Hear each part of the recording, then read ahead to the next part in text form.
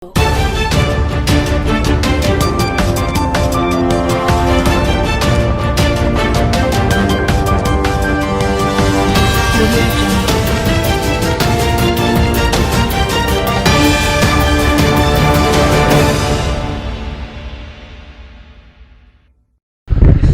नीचे रखो, मेरे में आ रहा है ना, मैंने इसलिए बिना आईडी को लगाया। ठीक है, ये उस पर भी ध्यान देना है। जी ये है कांग्रेस के गद्दावर गद्दार नेता। जयप्रकाश चतुर्वेदी जी, आज का जो सवाल है बिहार चुनाव को देखते हुए है, क्योंकि जिस तरीके से परिणाम आने के बाद से जो बताया जा रहा है कि ईवीएम की बड़ा धांधली करने का जो मैटर वो सामने आ रहा है, और अभी आपके ही एक मित्र बता करके जा रहे हैं कि ऐसा कुछ भी नहीं है, सब कुछ जो भी हुआ है वो वीडियोग्राफी के साथ हुआ है। तो कैसे आप देखते हैं, क्या वाकई में जो ईवीएम को लेकर के जो सवाल उठाया जा रहा है वो पूरा गलत है? कैसे देखते हैं? देखिए, जो ईवीएम के बारे में सवाल उठ रहा है कतई गलत नहीं है। मोबाइल हैंग हो सकता है, तमाम कुछ हैंग हो सकता है, गाड़ियां दूर से खोली जा सकती हैं, तो ईवीएम हैंग क्यों नहीं हो सकता? रही बात यह है कि एनडीए गठबंधन के साथ चुनाव आयोग का गठबंधन हो चुका था, इसलिए महागठबंधन की स्थिति हुई। महागठबंधन के तमाम नेता चुनाव जीत चुके थे, वो कोई 1700 कुछ वोटों से जीता, कोई 500 वोटों से जीता, कोई 1000 से। 2-2, 3-3 घंटे रख करके बधाई देने के बाद उनको सर्टिफिकेट नहीं दिए, क्योंकि बिहार गवर्नमेंट से, भारत सरकार से वहाँ के अधिकारी जो आईएएस अफसर होते हैं, डीएम रिटर्निंग अफसर, वो गौर न हो रहे थे, और मुख्यमंत्री आवास पे बैठकर खेल खेला जा रहा था कि महागठबंधन को किसी तरीके से रोका जाए 110 पे, 111-12 जो भी। लेकिन सवाल यह है कि बैलेट पेपर की जो गणना हुई उस पे महागठबंधन तड़ाक से आसमान छू लिया, और ईवीएम खुलते ही बुखार ठंडा होने लगा। रही बात कांग्रेस की, तो कांग्रेस को न भाजपा हरा सकती है, न कोई हरा सकता है। कांग्रेस को कांग्रेसी ही हरा सकते हैं। कांग्रेस के रणनीतिकार बिहार इलेक्शन में, कांग्रेस के बिहार प्रभारी शक्ति सिंह गोहिल, सह प्रभारी अजय कपूर, विनोद राठौर, और वहाँ के प्रदेश अध्यक्ष मदन मोहन झा, और वहाँ के एक कद्दावर नेता एमपी राज्यसभा अखिलेश प्रताप सिंह, इन लोगों ने मिलकर के बिहार कांग्रेस को बेच दिया। कांग्रेस की एक ये स्थिति नहीं होती। चलिए छोड़िए, आप ये बता दीजिए कि जो एनडीए के भी जो सरकार आने की बातचीत चल रही है, वहाँ पे नीतीश कुमार जी को फिर से वहाँ पे दोबारा चांस मिलेगा, कैसे देखते हैं आप कि मतलब कब तक चल पाएगी एनडीए की सरकार? देखिए, ऐसा है कि एनडीए की सरकार चलने उलने वाली नहीं है। नीतीश कुमार से घिनौने काम करवाने की साजिश रची जाएगी, इनके ऊपर ताज होगा, बदनाम ये होंगे, कुकर्म के भागी ये होंगे, घोटाले का आरोप इनके ऊपर लगेगा, क्योंकि जो सरकार का मुखिया होता है उसी के ऊपर तमाम आरोप लगते हैं। जैसे उत्तर प्रदेश में योगी आदित्यनाथ, वहाँ जो वसूली धंधा है और तमाम अपराधियों का आरोप प्रत्यारोप लग रहा है, योगी आदित्यनाथ कहीं अपराध करने नहीं जा रहे हैं, लेकिन चूँकि उत्तर प्रदेश के मुख्यमंत्री हैं, बदनाम वो हो रहे हैं, इसलिए ये गठबंधन एनडीए का चलने नहीं जा रहा, क्योंकि मजबूरी है भाजपा की, बिना नीतीश कुमार के इनकी सरकार बन नहीं सकती। और ये एक सवाल है बड़ा, मतलब सहमत से ये सवाल है कि आप लोग बीच बीच में आ जाते हैं, कहते हैं ईवीएम में हेरा फेरी, ईवीएम को बंद करो, ईवीएम हैक हो सकता है।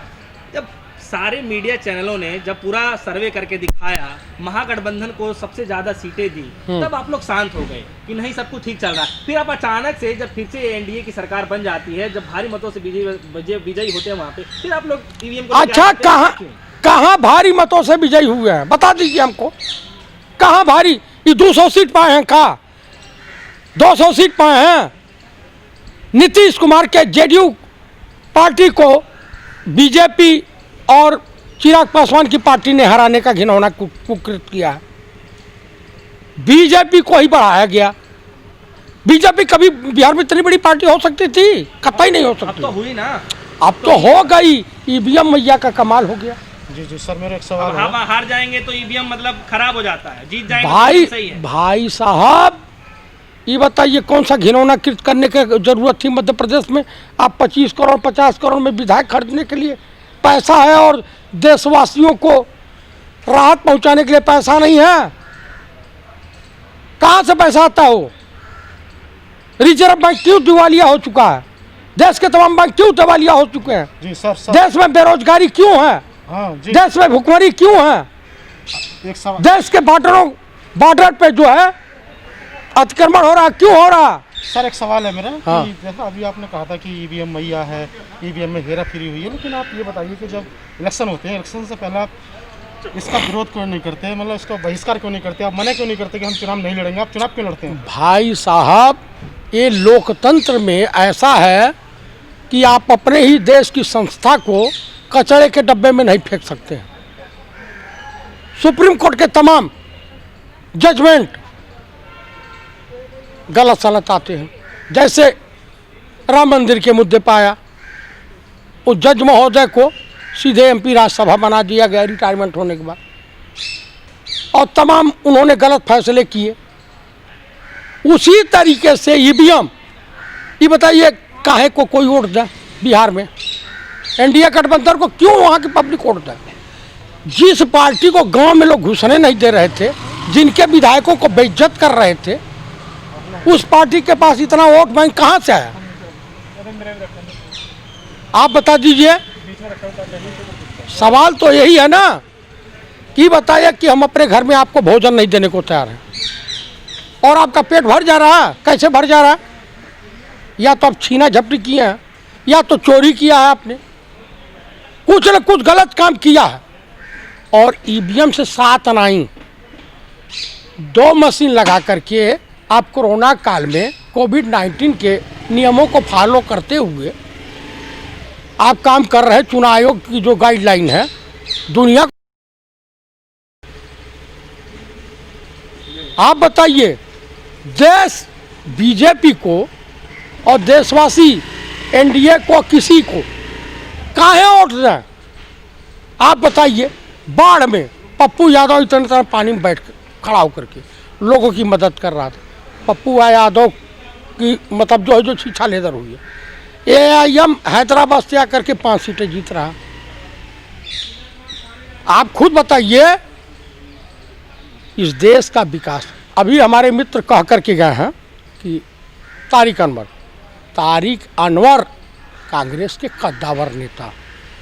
कांग्रेस में 2-3 मुस्लिम नेता हैं जो तारिक अनवर को कभी देखना नहीं चाहते थे। इन लोगों की कृपा से तारिक अनवर को एनसीपी के साथ जाना पड़ा। राहुल जी मान मनोबल करके उनको लाए। सर, उसी कृपा का आशीर्वाद मिला है क्या? पिछली बार 27, 23, 18, 19 का टिक गए। भाई साहब, मैंने आपसे कह दिया ना कि कांग्रेस के सचिव शक्ति सिंह गोहिल ने कांग्रेस को बेच दिया, वहां का प्रदेश अध्यक्ष ने बेच दिया। अब ये माननीय राहुल गांधी को सोचना चाहिए, श्रीमती सोनिया गांधी को सोचना चाहिए। कांग्रेस बीजेपी से नहीं लड़ रही है, कांग्रेस अपने ही कार्यकर्ताओं से लड़ रही है, अपने नेताओं से ही लड़ रही है। कांग्रेस ये बताइए, जमीनी हक, जिस सेनापति के पास सिपाही ना हो वो जंग जीत सकता है क्या?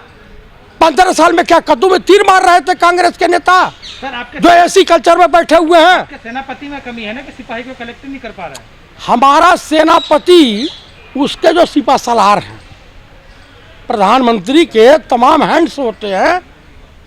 गृह मंत्रालय होता है, रक्षा मंत्रालय होता है, मानव संसाधन, रेल मंत्रालय, सब लोग अपने अपने। उसी तरह से सेक्रेटरी और प्रभारी होते हैं। सेक्रेटरी और प्रभारी जब मेड़वा खेत खाने लगेगा तो चौकीदार क्या करेंगे? जब वही घोटालेबाज बैठे हुए हैं, राहुल और प्रियंका संघर्ष करें, रोड पर लाठी खाएं और गैंग ऑफ गुजरात सूटकेस भर के माल ले करके और एसी में मौज करे। अपने मान लिया कांग्रेस ने घोटाला किया है। कांग्रेस जहाँ भी सरकार में घोटाला करती आ रही है। कहीं नहीं, कांग्रेस घोटालेबाज नहीं रही है। कांग्रेस घोटालेबाज नहीं रही है। आज दोनों माँ बेटे MP न रहे तो इनको रहने के लिए आवास नहीं है, जमीन नहीं है हिंदुस्तान में इनके पास। बोलिए ना आप कि मोदी है तो मुमकिन है, बोल दीजिए। समझ रहे हैं? इस देश को अंग्रेजों की तरह से रगड़ने में ही भलाई है। मोदी जी बहुत अच्छा काम कर रहे हैं, इस देश को जूते जूते पीट रहे हैं, इस देशवासियों को, और धर्म के नाम पर, संप्रदाय के नाम पर बांटने का काम कर रहे हैं। वो बहुत बढ़िया काम कर रहे हैं। हिंदू मुसलमान इसी में भला है, मंदिर मस्जिद, भारत पाकिस्तान। बिहार चुनाव का रिजल्ट आने के बाद योगी जी ने कहा है कि मोदी है तो मुमकिन है। हाँ, तो वो सही कहा है, उन्होंने सही कहा है कि मोदी जी की वजह से, कृपा से वहाँ पे इतनी बहुमत मिली है, नहीं तो मिलने वाली नहीं थी। जनता ने वोटवे नहीं दिया था। ये बताए, बैलेट पेपर से जब गणना हो रही थी तो कहाँ थे? उसमें हेरा फेरी नहीं हो सकती थी। ईवीएम में हेरा फेरी हो सकती है। ईवीएम जब खुलना चालू हुआ, धीरे धीरे धीरे धीरे यूपीए महागठबंधन डाउन हुआ और एनडीए बढ़ते गया। क्या मतलब है? सर, आप ईवीएम को कोस रहे हैं और आपके जो करीबी मित्र हैं तारिक अनवर जी, वो कह रहे हैं कि हमारी पकड़ सही से नहीं बन पाई इसलिए हम चुनाव हार गए। क्या तारिक व्यवहार नहीं, तारिक अनवर साहब ये नहीं कहा कि हमारी पकड़ नहीं बन पाई। देखिए, उन्होंने खुल के बोला है कि हम कहीं ना कहीं कमजोर पड़ गए, हम इस पर आत्ममंथन करेंगे, हम बहुत कुछ करेंगे। नहीं, वो आत्ममंथन करने की जरूरत है। उन्होंने सही कहा कि गैंग ऑफ गुजरात ने बेच दिया है कांग्रेस को, बिहार कांग्रेस को। 40-40 प्रत्याशियों को इन्होंने पैसा लेकर टिकट दिया अदर दलों से बुला करके। क्या कांग्रेस में कार्यकर्ता नहीं थे? कांग्रेस के पास उम्मीदवारों का अभाव था? चुनाव की तैयारी अब 6 महीना पहले नहीं कर सकते थे? बात बताइए कि तेजस्वी यादव जी, पहली बात तो महागठबंधन ने तेजस्वी यादव को नेता चुन लिया है, अभी की खबर है। और दूसरी चीज मैं आपको बता दूं कि तेजस्वी यादव को ये डर लगने लगा है कि कांग्रेसी नेता टूट सकते हैं, इसलिए वो आश्वासन दे के कह रहे हैं कि हमारी सरकार बनने का अभी भी बहुत सारे रास्ते खुले हुए हैं। कैसे देखते हैं आप? क्या देखिए, कांग्रेस के नेता इतना कमजोरी की? ये बताइए, जो 30 लाख 40 लाख 50 लाख दे करके टिकट पाया होगा, वो बिकेगा नहीं तो और क्या करेगा? मक्खी मारेगा? हाँ, आप बताइए। कम से कम ये तो होना चाहिए। 40 सीटें इन्होंने बेचा, ऐसी मार्केट में चर्चा है। ये मैं नहीं कह रहा हूं। और संगठन आप नहीं मजबूत करोगे तो दशा ये होनी है। चलिए, ठीक है। यूपी इलेक्शन में यही दशा होनी है। हाँ जी, आपका संगठन कमजोर है, कांग्रेस कमजोर हो चुकी है। मोदी ने इसके लिए गुनाहगार यहाँ बैठे हुए जितने। मोदी जी का मिशन सक्सेस होने वाला है, कांग्रेस मुक्त भारत। हाँ, तो हो जाएगा, यही चल रहेगी तो हो जाएगा।